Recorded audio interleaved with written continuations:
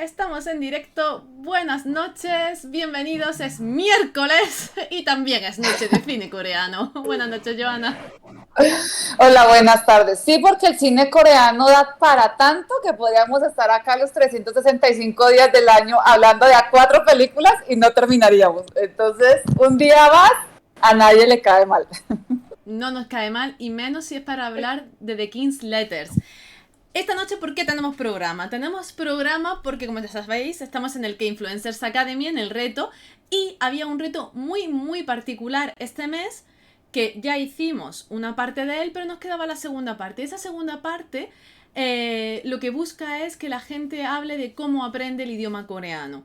¿No? Y de cómo se vincula, cómo da las clases, qué es lo que más le cuesta, ¿no? El caso es mover el Hangul y ver qué hace la gente. Y nosotros, como somos adictas al cine, pues, ¿qué hacemos? Ver películas y si pueden ser históricas y si pueden hablar de la creación del Hangul, pues, mejor que mejor. Entonces, si alguien no sabe lo que es el Hangul, aquí se lo traigo yo. Y vamos a tener un programa enterito para averiguar cómo se crearon estas letras fascinantes y, siento decir, no tan fáciles como nos hacen creer que son, porque al menos yo me pierdo un poquito con este chorro de vocales, sobre todo con las vocales, que son un montón y son súper difíciles de pronunciar. Así que vamos a ir desgranando la peli y hablando de las muchísimas cosas que aparecen en ella, pero sobre todo vamos a hablar de su rey, y es el gran rey de Corea, ¿verdad, Joana?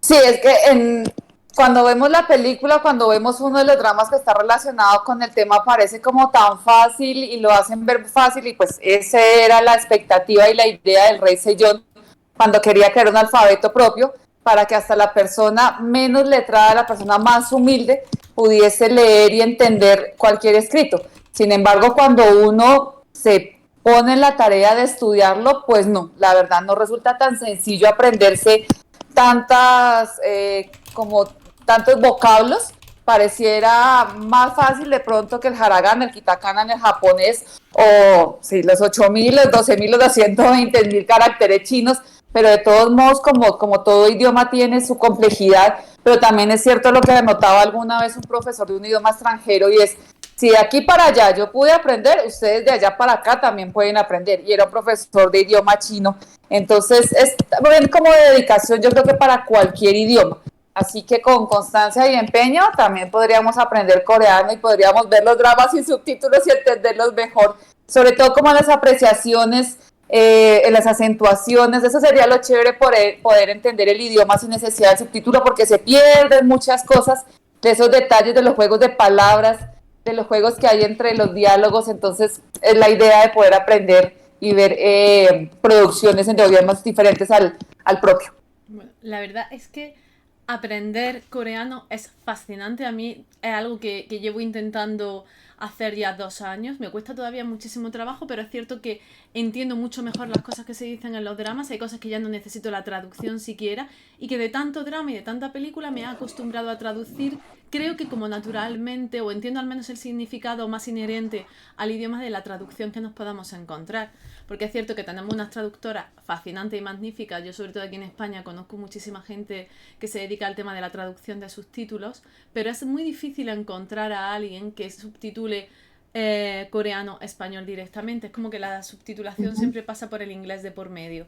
Entonces, al final se acaba perdiendo. Siempre es muchísimo mejor si se hace directamente.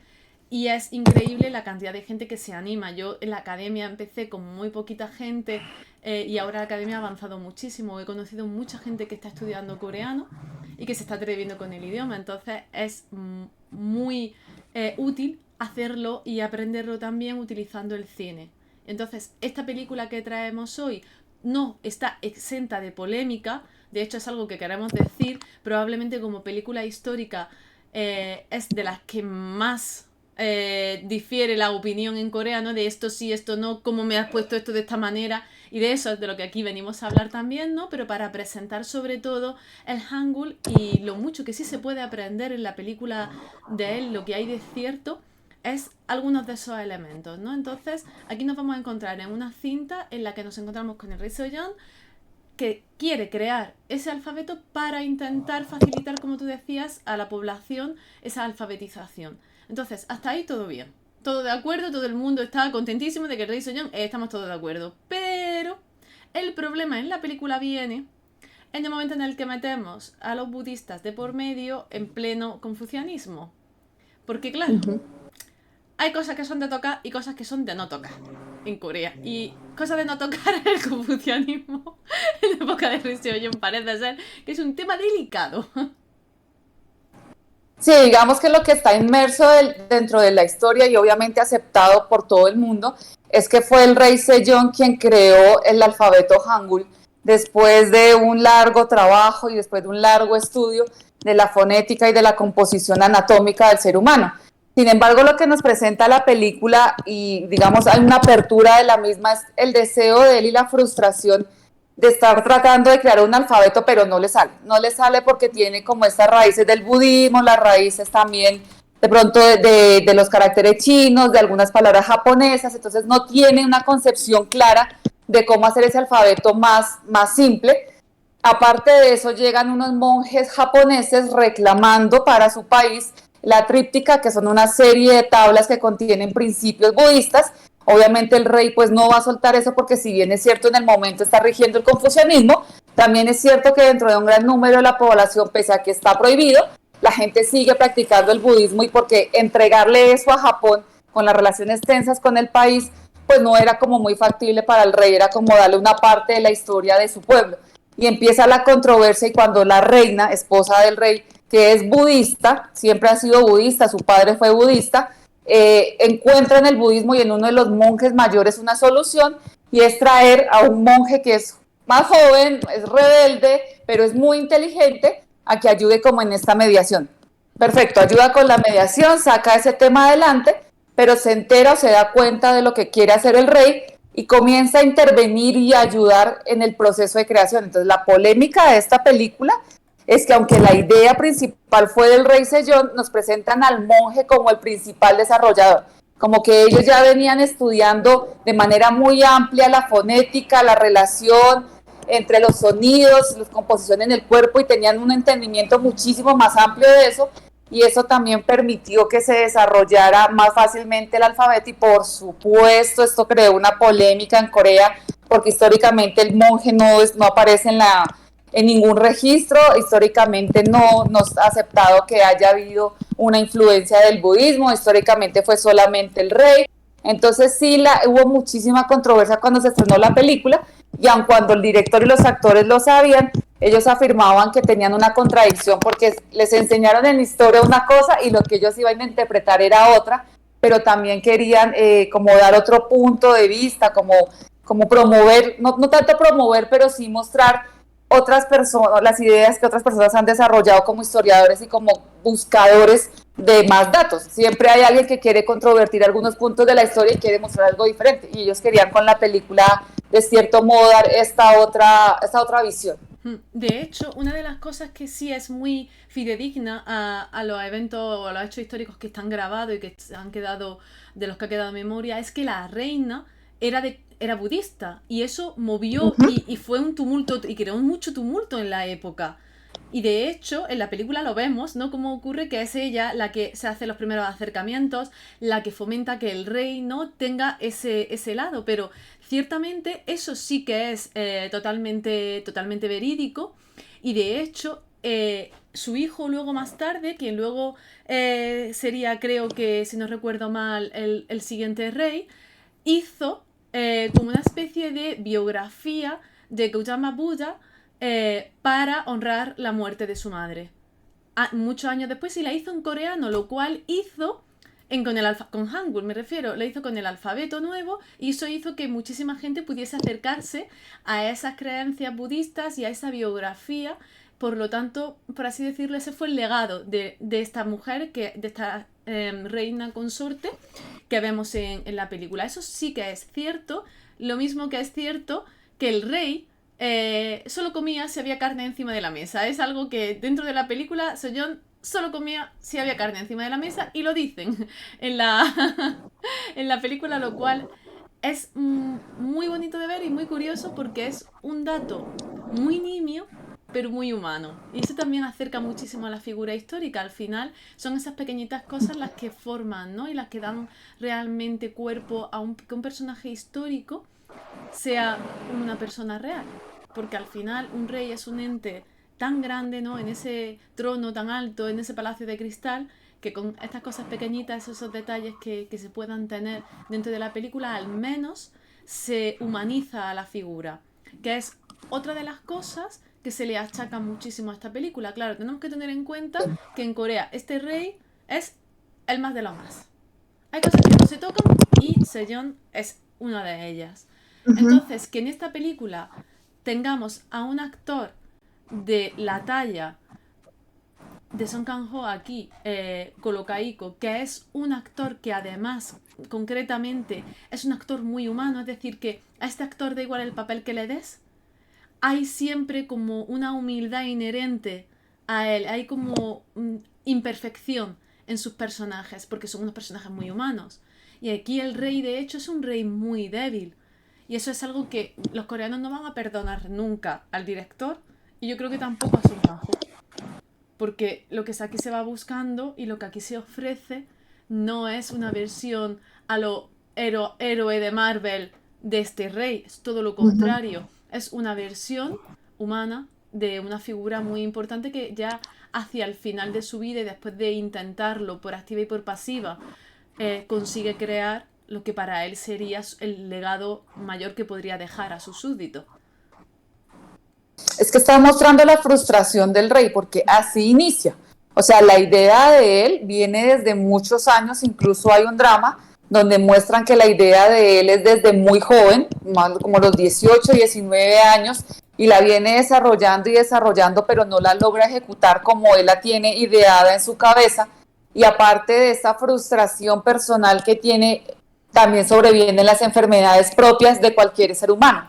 Y esto es lo que también ejemplifica la película muy bien, cómo él sufre de diabetes, cómo sufre de cálculos, cómo pelea con la esposa porque bebe licor, lo mismo que hace cualquier ser humano dentro del núcleo de su familia, cómo tiene prohibido esto, cómo tiene prohibido aquello, cómo está perdiendo la vista. Entonces, también la frustración y el miedo de él es morir antes de lograr sacar adelante esta idea, como ese gran regalo que quiere dejar para que en el pueblo sea por miles y miles de años, no algo momentáneo, sino que se perdure en el tiempo.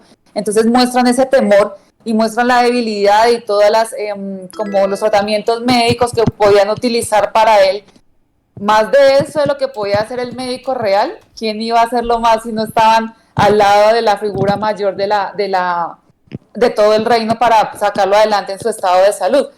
Y también sobreviene la carga de todo lo político que se movía alrededor de él, porque no era solamente que no se pudiera ejecutar de forma académica lo que él quería hacer, sino que tenía todo el conglomerado de políticos que estaban totalmente en contra de que hiciera un alfabeto que le pudiera llegar a la gente, porque que la gente pueda leer y escribir es conocimiento y el conocimiento es poder. Y cuando se tiene ese tipo de poder es el miedo a que los subalternos se vayan en contra de sus gobernantes porque no estén de acuerdo con lo que les están diciendo, porque ya están entendiendo lo que les están mostrando.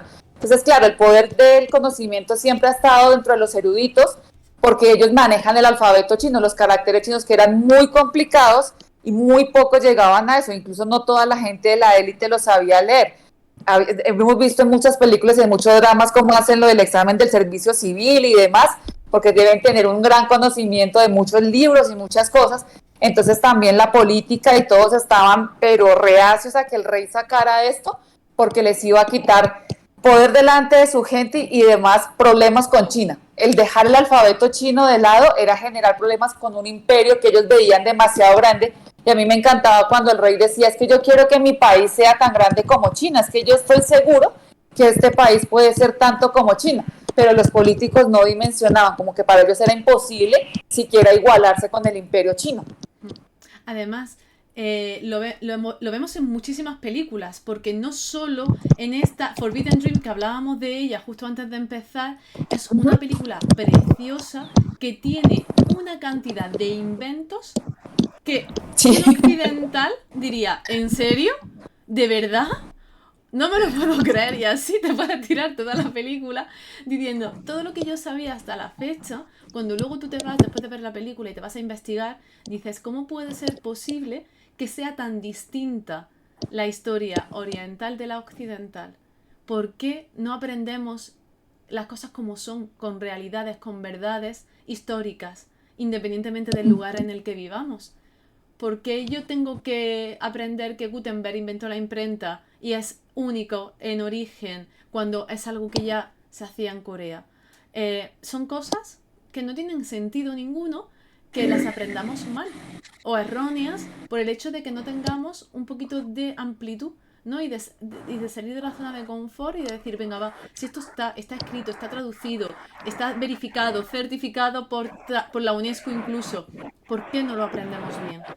Y entonces el cine coreano en ese aspecto, aunque en este caso concretamente quizá esta película no sea la más adecuada, suele dejarnos muchos eventos históricos pues que nos permiten aprender muchísimo sobre la cultura coreana, acercarnos de forma muy dinámica y sobre todo, lo más importante es que te pique el gusanillo y luego digas, pues voy a estudiar coreano, pues voy a leer tal cosa, pues voy a aprender, voy a intentar decir 4 cosas o saber escribir o al menos acercarme mínimamente a la cultura. Y la película lo consigue con 2 elementos, ¿no? Que es primero esa creación del alfabeto, pero sobre todo también de traer a colación algo que para la mayor parte de la gente europea es desconocido por completo, que sería hablar de los Tripitaka, como por ejemplo el coreano, ¿no? Porque eso es algo que yo, por ejemplo, desconocía totalmente hasta que la primera vez que vi la película. Y entonces ya cuando yo pude averiguar qué era, que no es ni más ni menos que, pues, un conjunto, ¿no? En este caso, de piezas de madera, de concretamente 81.258 piececitas de madera, ¿vale? Que se crean o que se hacen en 1251 y con ellas lo que se busca es intentar preservar las enseñanzas de Buda para mantenerlas para la eternidad. Hay como 20 versiones distintas del Tripitaka en Asia, hechas en Asia, pero claro, la coreana concretamente es considerada como la más al punto, ¿no? La más veraz, por así decirlo, y además coincide con que es la única que queda intacta y que se ha mantenido en perfectas condiciones. Y esto hace pues que, por ejemplo, forme parte del programa de memoria mundial de la UNESCO. Porque todo lo demás que queda de esos tripitakas son las estampaciones de esas fichas de madera. Pero estos bloquecitos de madera se preservan a día de hoy como oro en paño, como debería de ser, y ya vemos un reflejo de esas piececitas en la película. Se ve en un paseo, se ven todas las piececitas puestas, ahora están en un sitio totalmente distinto, ¿no? Pero es interesante ya ver que hay como unas piezas de madera en 20 versiones distintas que hablan exactamente de lo mismo, ¿no? Esto es un poco como si tenemos un Corán, una Biblia, un libro antiguo, un libro que además es de vital importancia para la cultura religiosa, mitológica, ética y moral de una cultura entera, y por lo tanto hay versiones dependiendo de la zona en la que uno esté establecido. Es que incluso el monje lo anota cuando llega a negociar de alguna forma, por decirlo, con los monjes japoneses, y estos le alegan pues que es como parte también de la cultura de ellos y que necesitan llevárselos y demás. El monje les dice, pero es que en X país, en este país, los hemos construido, los han construido, ¿por qué no los construyen ustedes también? Es que nos podría llevar, no sé, tantos años, a nosotros nos llevó tantos otros, pero es que se puede construir, y así como vemos que el budismo está presente en Corea, también está presente en Japón, en China, en India, entonces ha sido parte de la civilización también de muchas partes del mundo. El problema con nuestra educación es que ha estado muy cerrada o muy centrada a Europa y América, y no nos ha permitido visualizar lo que es Asia. Asia, no solamente nuestros adorados Corea, Japón, China, sino el sudoeste asiático, que también es tan rico en historia y tan rico en batallas y en independencias, de querer sacar adelante su propia cultura. Ni hablemos de India, que también ha luchado por años por su independencia y por conservar su cultura y mantenerse y ahora es uno de los grandes países que están proyectando tecnología, mano de obra y demás. Entonces sí nos falta es como el conocimiento que podamos tener de otras civilizaciones y entender que no solamente Europa y América nos proveyeron por estar ubicados en ese punto, sino que venimos alimentados de mucho más, porque por ejemplo a Japón llegaron los holandeses, llegaron los ingleses, y así como llevaron cosas, también se trajeron cosas de esa parte del mundo. Entonces creo que lo maravilloso del cine coreano y lo que más amamos cuando hacemos este tipo de programas es todo lo que hemos aprendido, no solamente de Corea, sino porque como ellos tienen relación con otros países, de la historia con esos otros países.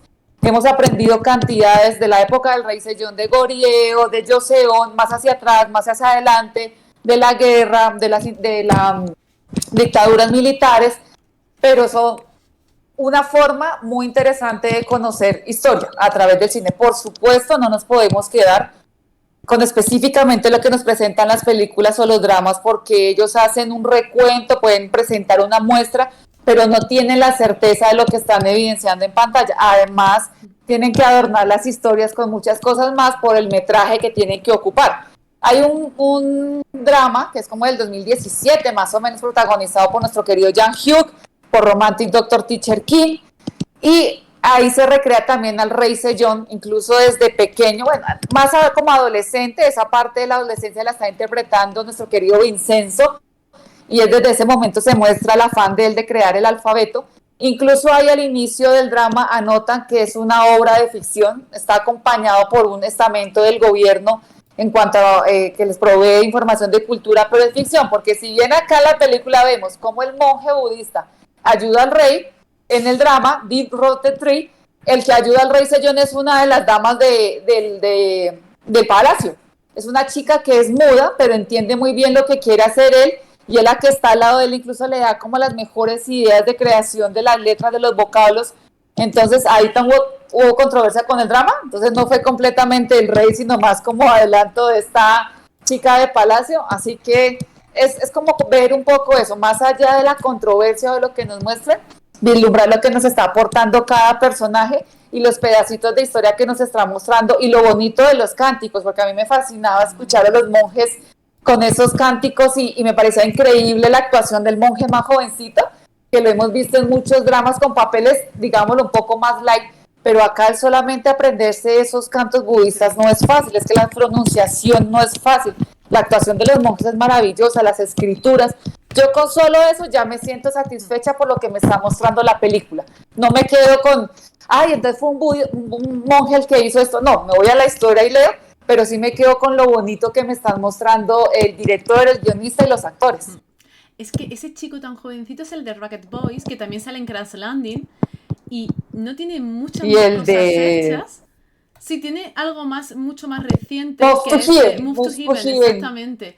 Move to Heaven. Y Uf, un papelazo yo Move to Heaven. aquí lo veo y me súper encanta. Tiene una voz Sí. preciosa, me parece con una dulzura tremenda, pero es que cuando están creando el dinamismo que hay en las escenas, yo entiendo que probablemente sea lo menos verídico, lo menos veraz de todo, vale, pero es una película, esto es ficción y al final hay que darle ritmo, hay que enganchar al espectador y el espectador se tiene que quedar.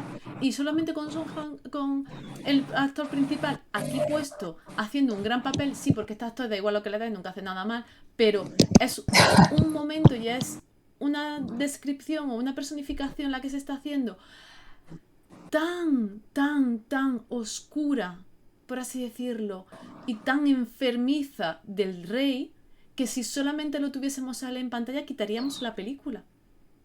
La quitaríamos porque sería insoportable de ver.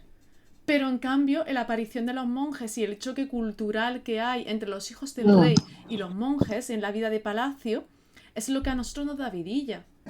El cómo ellos, además, las escenas en las que se está creando el alfabeto son maravillosas.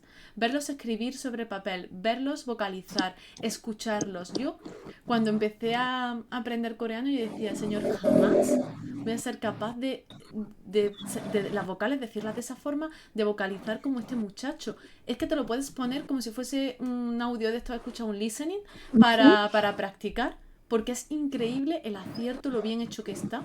Entonces el trabajo técnico es potentísimo en la película. Bueno, visualmente es maravillosa. Porque cuántas veces, y esto es algo que de verdad yo me quito el sombrero con esta película, cuántas veces nos vemos en un drama histórico que es de noche y hay luz. Ujú. Hay luz. Y tú dices, ¿cómo va a haber luz, criatura? En 1400. Vela, sí, te lo compro todavía, va, venga. La luz de la luna, te lo compro, pero coño, la luz de la luna esto tiene un límite, por mucha luna llena que haya. Y las Y a- velas. claro, y aquí están las velas puestas y hay una oscuridad que tú dices, claro, si es que la luz de la vela llega a esto de huequito, que no tiene aquí antorcha como yo que sé, unos LEDs puestos. Entonces, eso se lo agradezco muchísimo a la película, porque sí que hay, es lúgubre, es oscura porque es como se vivía.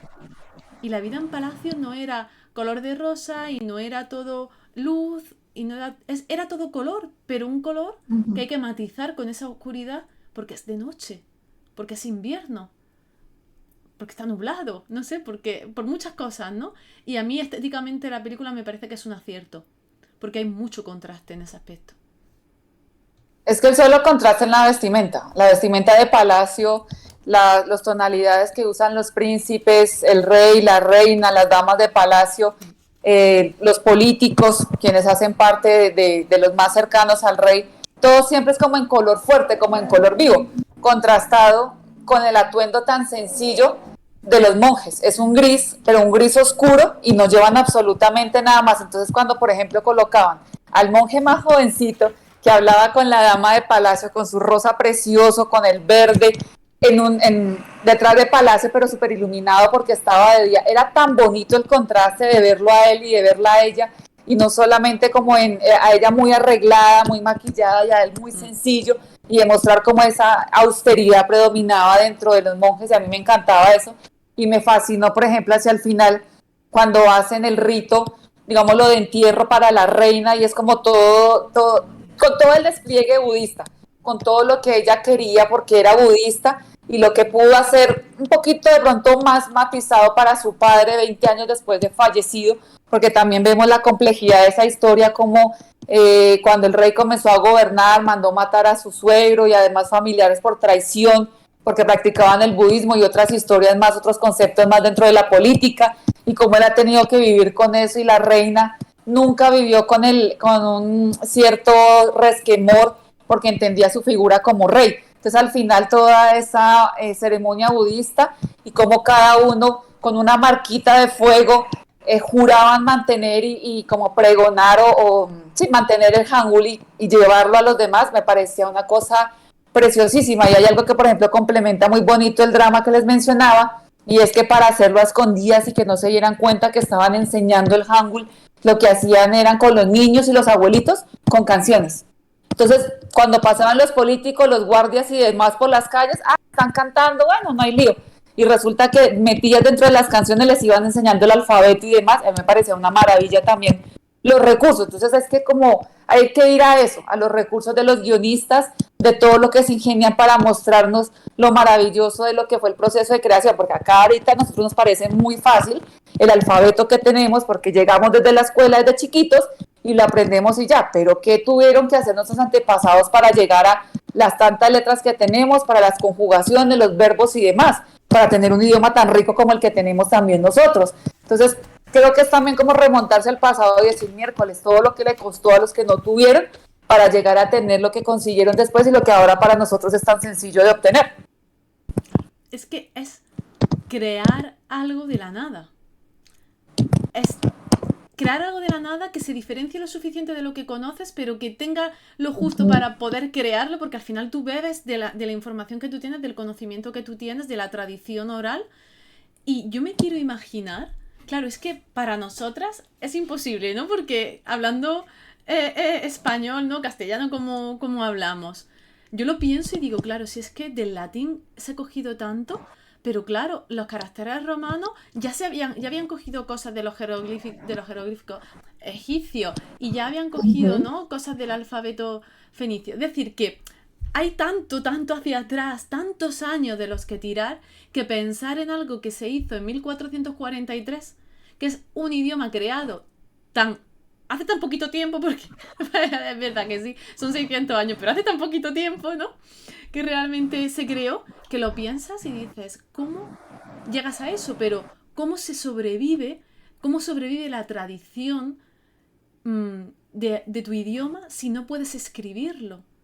Es que es algo que a veces choca, pero no nos choca a diario porque no lo pensamos. Pero estás viendo la película y la reina hay un momento en el que le dice a las chicas, a las criadas, le dice, a las damas de palacio, tenéis que aprender, porque no sois capaces ni de mandarle una carta a vuestras madres para saber cómo están. Es que es así de sencillo. Para ella era así de sencillo, era algo tan básico como poder decirle a su mamá, estoy bien, ¿cómo está usted? Algo tan básico como eso. Claro, a día de hoy cogemos el teléfono, mamá, ¿cómo estás? Ah, pues estoy muy bien, un WhatsApp, ya está enviado, un email y ya está. Entonces no valoramos el poder de poder comunicarse y de poder hacerlo en un idioma propio, que nada tiene que ver con una cultura que me está invadiendo, que me está oprimiendo. Eso es muy importante porque los japoneses luego intentarán prohibir el uso del coreano, del Hangul a los ciudadanos coreanos. Y eso es una seña de identidad. Y el hecho de que un rey o de que una persona diga de crear algo para que toda la tradición oral se mantenga, las canciones, los romances, los poemas, es que eso se pierde al final, claro que se pierde, por eso es tan importante que las cosas queden por escrito.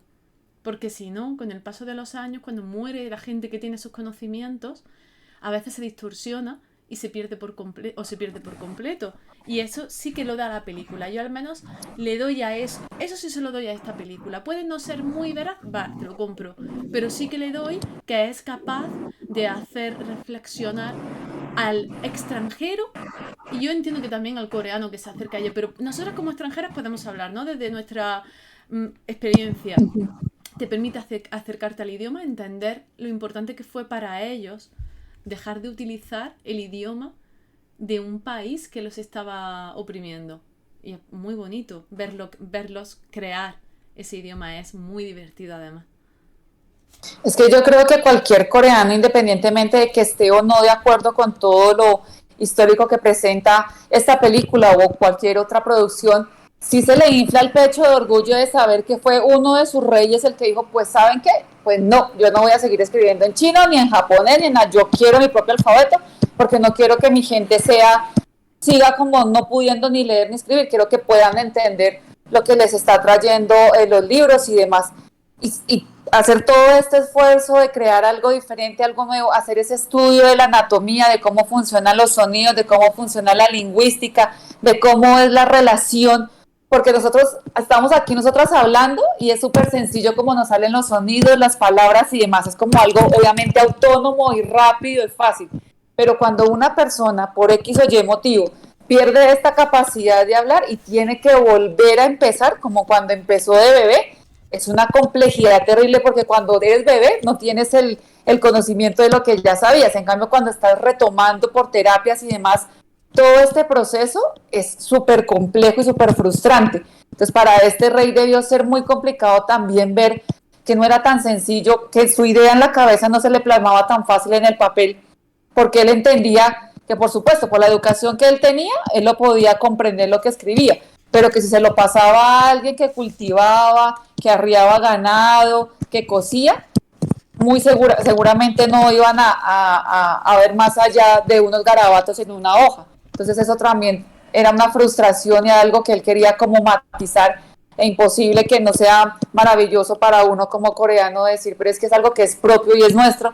Como tú anotabas, durante la invasión japonesa, la colonización japonesa, ellos querían abolir cualquier asomo de cultura coreana. Incluso todavía hay algunas discusiones respecto de comidas, respecto de música, respecto de aditamentos, de sus vestimentas, de si son o no totalmente coreanos o japoneses o chinos. Hay algunas controversias, pero son controversias que se dan en muchos países también de este lado del planeta por comidas y demás, por ese cruce de culturas que hemos tenido, y ellos de tratar de mantenerse y como movimientos independentistas en esa época de Japón trataban de mantener a flote su cultura, de no dejar morir el idioma, de no dejar que la gente olvidara su lengua, de no aceptar el hecho de no poderse llamar con el nombre coreano con el que habían nacido, sino que tenían que adoptar un nombre japonés.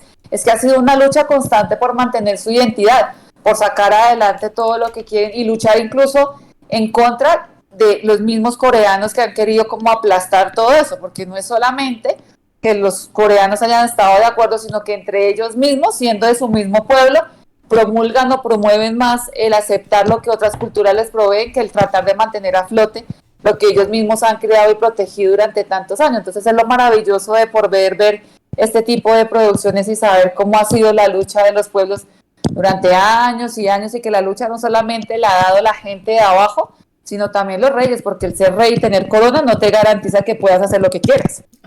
Bueno, y menos eso, ¿no? Quizás probablemente uno de los puestos más con la mirada, ¿no? Puesta sobre ti continuamente.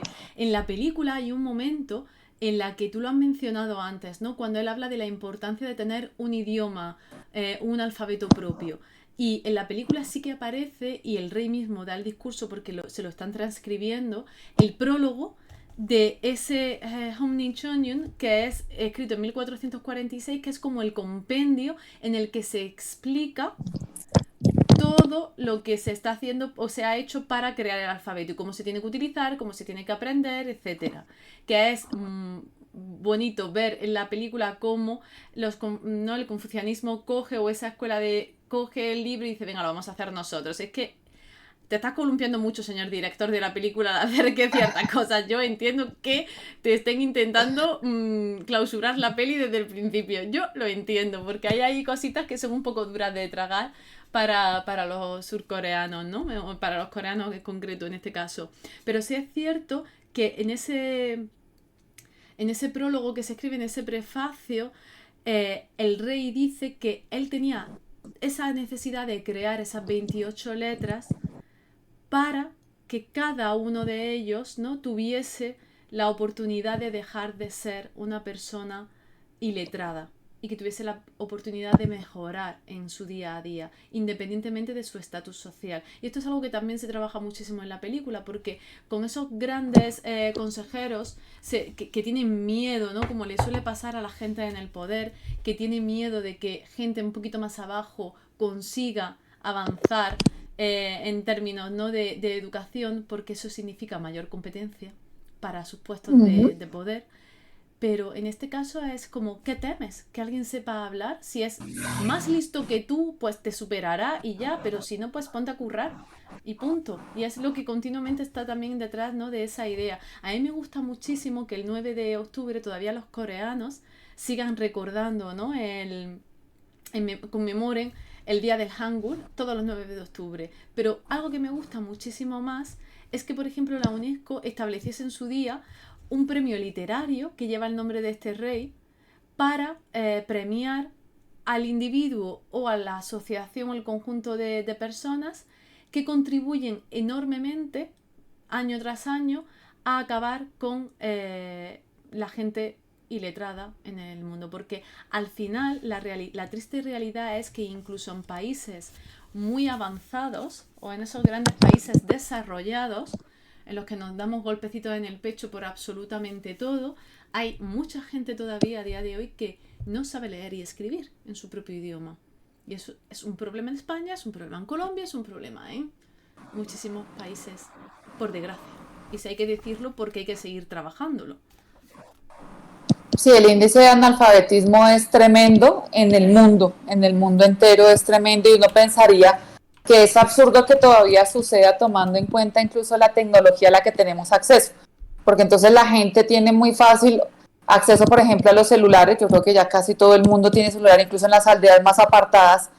Puede ser que solamente el jefe de la aldea lo tenga, pero alguien tiene ese teléfono móvil, pero no les llega por parte de los gobiernos cartillas o profesores o demás que les ayuden a salir un poco del analfabetismo y de la ignorancia respecto de lo que la literatura les ha proveído, ¿no? A lo largo de los años nos ha dado como esas enseñanzas. Y hay, por ejemplo, un drama que se llama Secret Door, que es con el rey Sado, y él es otra muestra diferente a lo que veíamos en la película Sado, y es cómo él lucha para que su pueblo puede acceder a los libros. El Hangul está, los libros están, pero entonces los funcionarios no quieren que la gente lea libros y eso hacen un por debajo de cuerda y es una biblioteca por allá escondida y es poca gente la que lee y los están persiguiendo y como él quiere que la gente siga leyendo y se instruya y aprenda sobre diferentes cosas, no que eso vaya a sobrevenir en una rebelión para el rey, sino que simplemente la gente puede aprender más y más y es una lucha constante de él. Entonces, ¿cómo vemos eso? El temor de que haya dentro del conocimiento haya poder y no sé si es que los gobiernos piensan que entre la gente más sepa, menos los van a poder mangonear. Y también es cierto, menos los van a poder como moldear como plastilina a su acomodo. En todo en países, y se ve en películas, por ejemplo, de India, como la gente apenas si sabe sumar y restar, y veía yo algunos documentales de gitanos que se mueven por diferentes puntos en Europa, son diferentes comunidades de gitanos, y les enseñan, más o menos a la niña la sacan como en cuarto año porque tienen que aprender a manejar la casa, a cómo criar un bebé, a cómo soportar un marido, a cómo tener limpia la casa, porque con que sepan sumar y restar, más que suficiente, y eso no tanto, porque el que trabaja es el marido, entonces como para qué saber tanto, y es un problema para ellas, porque muchas sí quieren estudiar, pero ya viene de una cultura muy arraigada, el que la escuela no lo es, y ahí es cuando los gobiernos pelean, es como en contra de esas tradiciones, pero pues desafortunadamente ahí se compensa un poco familia con gobierno, con educación, y entran también unas polémicas respecto a eso de no poder entender la necesidad del conocimiento, de lo maravilloso que es conocer, saber, entender, de lo mucho que nos ofrecen los libros, de poder entrar a una biblioteca y leer todo lo que tienes ahí, es estupendo ver cómo un niño pequeñito va comenzando a dar sus primeras palabras y ya ve letras y vocaliza y comprende y entiende y va uniendo vocablos.